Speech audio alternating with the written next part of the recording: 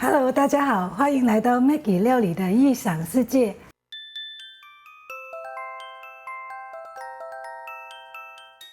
今天我要做一个菜，是大家都一定吃过，就算没吃过都一定听过的中外闻名的宫保鸡丁，是一道很古老的菜，它很好吃，所以每一个省份都学来做。所以除了川菜版的宫保鸡丁，还有好多版本。今天呢，我是做我自己的版本的宫保鸡丁。其实现在我们在东南亚也好，在哪里吃到了宫保鸡丁，都应该属于那种综合版的。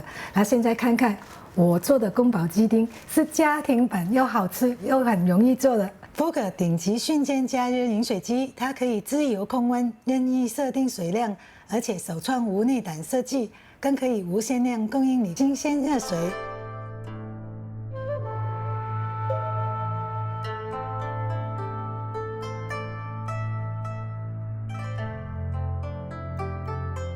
宫保鸡丁呢，它材料其实并不多，就是花生啊、鸡丁啊、辣椒啊，可是它的调味料就是很多很多的。然后第一件事，我们先要把鸡肉，就是鸡腿肉的皮去掉，然后把它这边切开一拉，整个皮就会拉出来，然后再把旁边的肥油啊、那些筋啊修一下。那如果鸡胸肉的话，你是一定要用刀背来给它打一打，或是肉锤。然后鸡腿肉的可以打是更好，不要打也是蛮细嫩，它也是蛮滑的。然后我们把它切成大概1公分的丁，切完之后我们就可以腌它了。腌它的腌料是蛮多的，然后有一点点的盐啊、酱油啊、绍兴酒、胡椒粉，然后胡椒粉是去腥的，然后一定要放一点糖给它平衡。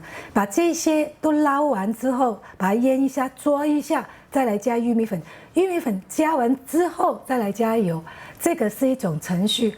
那很多都会说加蛋白，那如果你煮的鸡丁的量比较多的话，你可以考虑加一个蛋白。其实不加，有玉米粉、有油、有糖，这些都是让鸡丁滑嫩的一些调味料。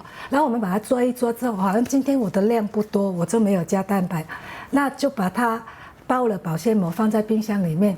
如果你有时间就腌1个钟头，不然的话30分钟也是够的。然后切完鸡丁之后，我们就要切干辣椒。干辣椒把它切开，你就很容易倒出来那个籽，那个籽是不要的。干辣椒切完，我们就要把葱切成葱花。但是呢，葱白色的部分跟绿色的部分，我们放下去的时间不一样，所以要分开装。把葱白装1碗，葱的绿色的部分再装1碗。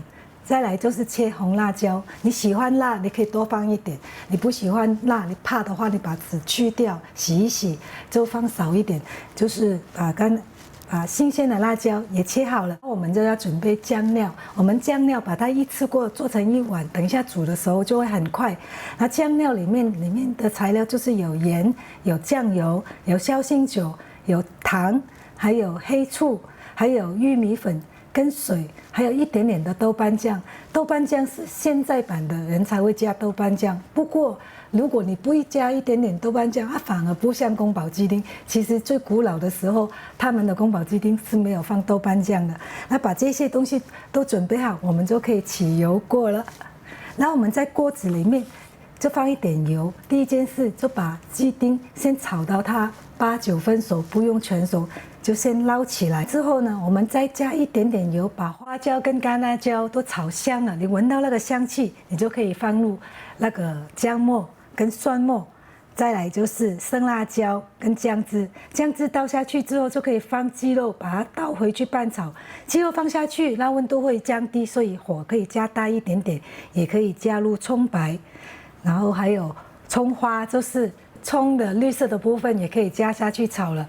花生是在最后1分钟再来放，你太早放的话，它就不脆了，就不好吃了。所以在最后1分钟再放下去，你几乎就可以关火，然后把它拌炒一下，那这道宫保鸡丁就做好了，很香。不要忘记煮白饭哦。